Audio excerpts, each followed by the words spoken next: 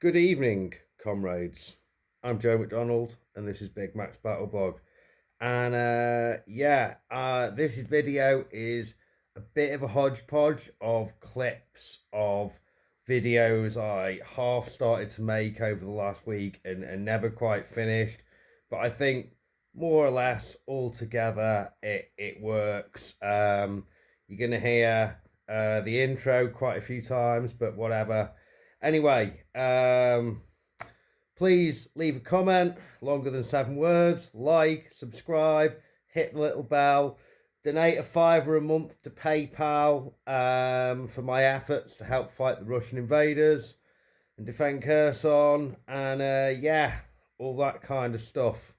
Anyway, oh, by the way, if you are a Ukrainian, I will include a link in the description to sign a petition for Mischa, my ex-squad leader, to receive Hero of Ukraine that Mischa's wife has started to and put to the president of Ukraine. So that's how it works here. So yeah, Mischa had fought for over 10 years, been involved in the resistance since 2014 when he was a young man, and been involved in a lot of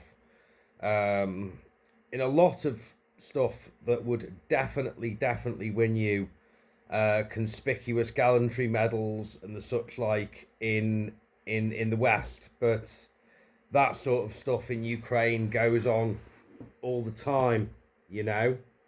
I spoke to Mischa about some of his resistance stuff when he was younger, when we were on shift, and you know, it's like you're a teenager and you're going out with a group of lads, and you're not going off to throw sticks and stones and write graffiti on the wall. You're off to blow up a police station, you know, things like that. So he was a proper bloke and a true Ukrainian, and if you are Ukrainian, please do sign the petition.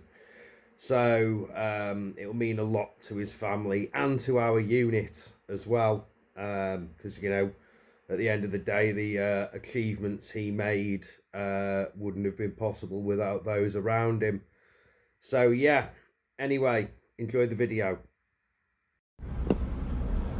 I'm just coming into Mikoliav now, picking up a vehicle, and that is probably the most ridiculous Grand Theft Auto grade pinky orange sunset I have seen in a long time. It's all right down here, you know, apart from the whole war thing. So, one sock, what do you think about the current political situation and the events of the last few days with the fallout between Trump and Zelensky in the White House, and renewed talk of support from Starmer and Europe? One sock, pay attention. This is very important stuff. You don't give a fuck, do you? And quite frankly, this morning, neither do I, ladies and gentlemen. Good morning. I'm Joe McDonald. It's Big Mac's Battle Blog. I did a night shift last night. Nothing particularly glamorous, just putting out drones and changing batteries. But you know, some Russians got spotted, and some FPVs were flown, and some mortars were chucked, and there were less Russians. So you know, net team win. Although that's just a quiet shift for us, basically. Did think last night, anyone listening from European governments, friendly governments who have some say in what gets sent to Ukraine, mortars, like, they're pretty fucking cheap, you know, and they've got the production for the ammunition sorted out. I don't actually know. Question for, are there any mortar men out there or military experts? Not because I tried Googling it myself last fucking night, right? Are 120, because 81 and 82 millimeter aren't interchangeable. Like, you can't put a Russian 82 down a NATO 81 millimeter mortar pipe, right? Doesn't work like that. But are the 120s interchangeable? Because NATO tubes, the question isn't really the ammunition with that. It's the tube. It's what contains the force and directs it. At least that's what my gun physics tells me. So, and I've handled a lot of USSR mortar rounds and a lot of NATO mortar rounds now, and yeah, they seem about the fucking same to me. Slightly different shape, but the one is no less crude than the other, or no less sophisticated than the other, basically. So yeah, can we have lots of mortars, please? Like actually accurate mortars. I'm sick of fucking seeing the things go wide at like sub 7 kilometer distances. It's just, yeah, would be good if mortars could go a little bit further. If they could be accurate to 7. Maybe it's just a bit of a longer tube that you need. I don't know. It's not a barrel, it's a tube. um but yeah, more mortars, that would be nice. Anyway, got a bit tangented there. So yeah, as you can see, quite tired. I have to go and give my landlady some money in a little bit, which is why I'm still awake and not trying to sleep. It snowed again last night, so Kherson's all white this morning. Fucking drones is like, I'm glad I'm not flying, because drones don't like landing in the snow. Normally, even though we got like GPS off, right? So our drones are like much harder to detect. You, when you get it down to like the last couple of meters, it'll turn back on for a sec, which it means you can sort of land on a, say, like a flat roof or something like that, and then quickly sort of bring it off the roof, bring it down to where you're landing it. So the GPS is only on for a few seconds. So far, we don't think that's a way that's given away our positions. The Russians do exactly the same fucking thing, by the way, before the OPSEC boys get all up in arms. But yeah, that's the thing we can do. But they don't like doing it in the snow. They just won't like, yeah, they won't fucking stabilize. So you've got to land it with no stabilization, which is like more difficult, especially in Kherson, because it's a urban slash industrial area. It changes very rapidly. USSR's like 1980s Britain. There's no like, this is an area for factories and this is an area for like out of town warehousing and manufacturing, and this is an area for houses, and there, just fuck it all together. We want people to be able to get to work quickly. So, just a little bit of a, I have actually found quite a lot of beauty in Kherson since I've been here. I mean, there is a bit of, well, I mean, there was a reasonable bit of nice old kind of Tsarist period stuff. It's a Catherine the Great city. I mean, there's been people living here for a very, very long time, but as a city, it was founded by Catherine the Great, and there's an old, the remnants of a big star fort and stuff that I went walking around one day. And then, I mean, it's been months have gone by, so I think it's okay to say this now, but like months and months, at least 6 months have gone by since I did this. But I went walking through that park, and it's very quiet, but it's a Sunday, and the Ukrainians go to church on a Sunday. Most of them, if they're not working or soldiers, on position, they'll go to church. So I'm thinking maybe the park's, it's a really nice park, this, but maybe it's quiet because everyone's at church. I was sort of thinking there might be someone around selling a fucking, you know, a beer or a fucking a coffee or something like that. There's nothing. The park's dead. And I'm walking and I'm walking, and then I get to like this sort of burnt area of park, and there's burnt grass and sunburnt trees and stuff, and the fire's out. This happened a while ago, but I'm like, yeah, could be artillery, but Ukraine is a hot, dry place in the summer, so random fires happen as well without the aid of war. And also, you know, it doesn't mean that there's anything to worry about, because like the fact that a shell landed here or thereabouts here some days or some weeks ago means fuck all to me, because that's like everywhere in the city, you know. And I'm walking through, and then suddenly there's this big antenna, and I'm like, what the fuck is that? And then I like see this sort of camouflage netting, and then I realise they've set up a fake anti-aircraft position there, which is fucking why the Russians have been shelling the crap out of it, you know.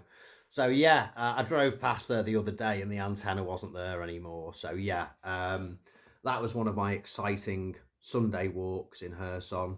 Fucking casually, you know, finding yourself in the middle of a big fucking created target for the enemy. But yeah, Kherson is quite nice. What I think, you know, the one of the nicest things about being down here is definitely the nature. There's little owls and tortoises and stuff around, you know, and yeah, that's pretty cool. See owls out on my walk quite a lot. They seem to like us. I've always had a thing with birds though, for some reason. I've rescued quite a few over the years. I had a pet crow years ago. Anyway, as you can see, I'm totally rambling, but it's been like a week and I need to make some fucking content. Yeah, America, who knows what's happening with that right now? I personally think that what will happen, because it's kind of inevitable, is that Europe does not trust the Russians to stick to a peace deal, because they fucking haven't. And we have been kind of half-arsed and shitty in the past with our support, because we were sort of expecting the Americans to pay for it. But I don't realistically think that, you know, every European government is sort of the Finns and the Swedes and the Poles and the Romanians, everyone who's, if Ukraine falls, who's going to have a border with Russian controlled territory, you know, is thinking, well, that's going to get really expensive, you know. Like, there's scaling up your bit military a bit, and then there's having to go back to the fucking Cold War, where we had huge fucking standing armies, and yeah, it's expensive. It's cheaper and shorter to support Ukraine and let Ukraine win and defeat Russia. And yeah, and to do that, we need weaponry, we need ammunitions, and quite frankly, I think we need men. And once again, I would like to appeal to Ukrainians out there who are listening to my channel, and I would like Ukrainians who do listen to my channel to try and maybe put some subtitles over this and share it, that this war is about many things, but one of the things it's about is your future. You know, this war has, Ukraine is the only country that has ever really like mobilized the older generation. Every other country ever just goes, all the 18-year-olds round up, you know what I mean? Everyone, try and keep everyone under 25, basically. Ukraine didn't do that, you know. They could have rounded up a lot of the younger guys earlier on, but they didn't, you know. Mobilisation was for above 27, by which time most people have had a chance to have a family, get married. I mean, Ukraine being a traditional Christian country, whether it's Orthodox, Catholic or Lutheran, is very traditional and conservative, and they get married young, you know, which is cool, you know. They seem very happy for the most part with it. So yeah, I'm rambling. Anyway, forgot what I was going to say. So yeah, forgive me, I was on a night shift. So yeah, this war has been carried and fought by your fathers and grandfathers. And I know that probably every Ukrainian family knows someone who's been killed in this war by now, killed or badly wounded, one way or another, you know. It's We've suffered you know, as nowhere near as much as the Russian soldiers have suffered. We've killed lots more of them than they have of us, but we've suffered. It's the toughest war that's ever been seen since the Second World War, and yeah, and it's getting on for competing with that, you know, in some ways. There certainly wasn't the same long range capability, you know. But yeah, we need men, we need soldiers, we need people. Um, it's not just about like replacing casualties. It's part of it for sure, you know. I won't lie to you, but it's also down to people like me and Scotty, and I imagine quite a few of the guys who work with who've been at this for years now. We're fucking tired, right? It's not that we don't have the will to fight anymore, and we're going to surrender. Okay, it's not that. It's not that we can't do our jobs. We can do our jobs. Okay, but we don't have the energy to push things forward and drive new ideas. We have the energy to maintain. And I imagine that is a feeling all the way up and down the line. We need new energy, new people. And I would say to young Ukrainians or people from a Ukrainian background, wherever in the world you are, even if you left at the start of the war with your family, you know, maybe you're only 18 or 21 or something then. Well, quite a few years have gone by. It's time to come back and make sure that you've actually got a place called Ukraine to come back to. You know, the choice is yours. Ultimately, if good men do nothing, evil men like Putin, who's a dictator and invaded this country, you know, whether there was some sectarian stuff going on in the Donbass in, you know, prior to 214 and stuff is of no matter, you know. That's the sort of thing that should be sorted out by police forces, you know, and possibly the fucking UN. It shouldn't be sorted out by a covert invasion from a private military company and then and then an annexation of 3 provinces by the colonists and aided by Russia's military support that you put in there. You know, that's not the way that the civilized world does business. Kind of America sometimes, but you know, the rest of us have sort of grown up and matured. And look at Europe. You know, you see any European nations running around doing crap like that? What do you actually want to live under? Do you want to live in a country like the European countries, you know, or do you want to live under a fucking dictator like Putin, you know? Like, I can say whatever I like about my politicians and my royal family, and there's no consequences for it whatsoever, except possibly not getting invited to Buckingham Palace for a medal when I'm 60 or some crap like that I don't care about, you know?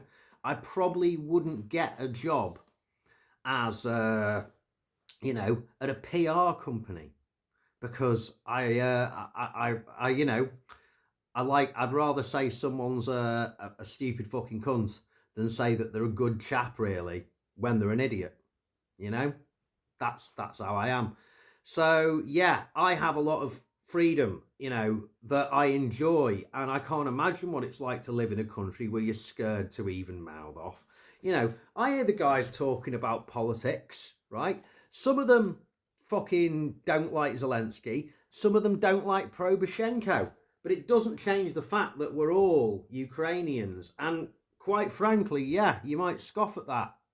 But if you haven't signed up to fight for your country right now, or at least involved yourself in some major volunteering role, or perhaps working for the emergency services, or, you know, making drones, you know, I get that there are actual legitimate parts of civilian infrastructure, like working for Nova Poshka, for instance. If you're not helping with the war effort, then I'm more of a Ukrainian than you.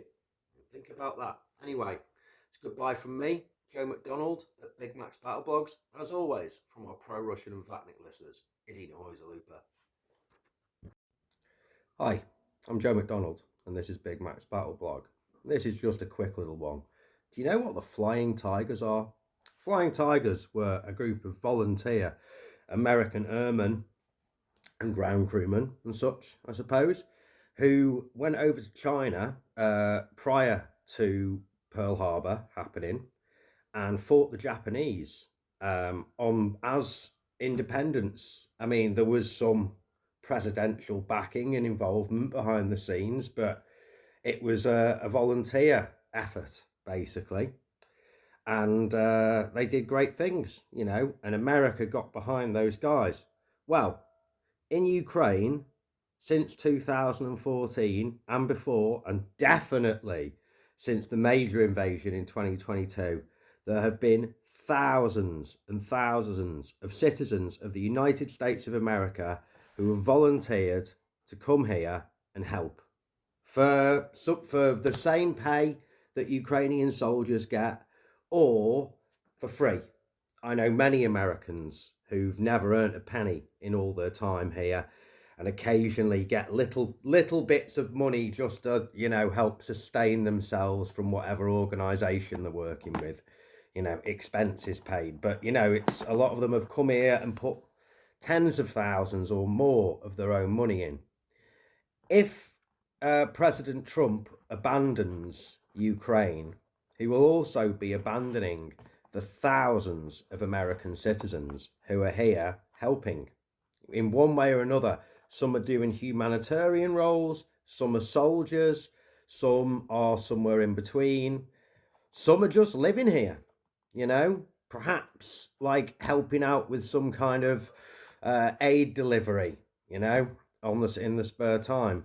But yeah, in my experience, when there's been something in the world, perhaps in Africa, where suddenly there's been, pardon me, risk to American citizens, America's pulled out all the stops to help those people and get them out of there, you know. And I haven't heard a word about that, you know. So, food for thought, something to consider. Anyway, it's goodbye from me, Joe McDonald at Big Mac's Battle Blogs, and as always, to our pro-Russian and Vatnik listeners, Idina Hoyzalupa.